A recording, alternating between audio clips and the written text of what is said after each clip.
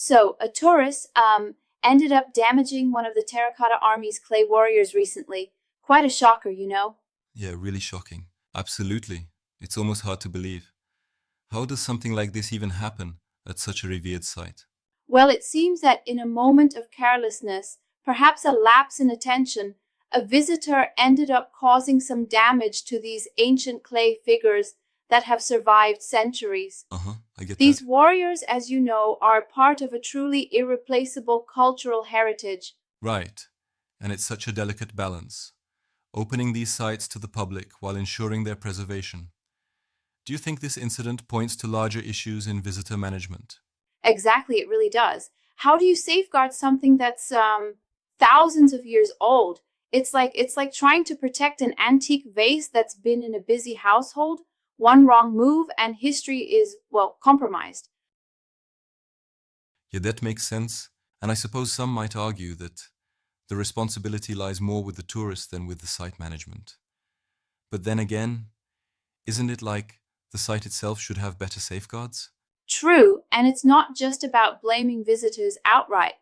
It raises the question of whether the current protective measures are adequate. I mean, these artifacts deserve more robust care because every fracture or chip erases a fragment of history. Exactly, that's a good point.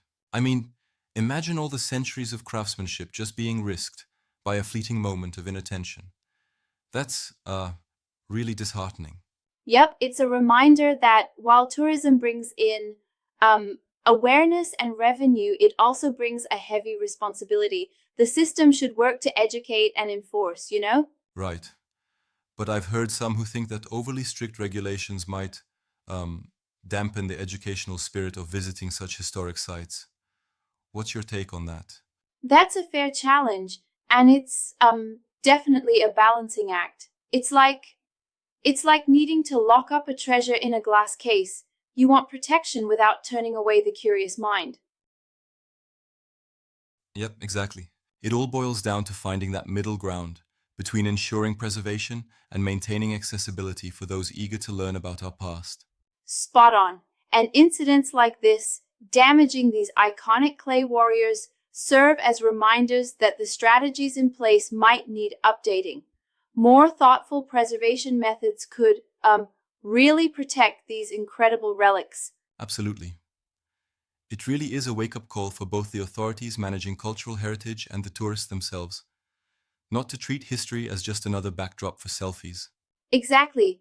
There's a shared responsibility here. By being more cautious and implementing better safeguards, we can ensure that the magnificence of the Terracotta Army endures for future generations.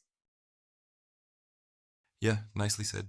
Here's to hoping that this unfortunate incident leads to um, positive changes in how we protect such irreplaceable treasures.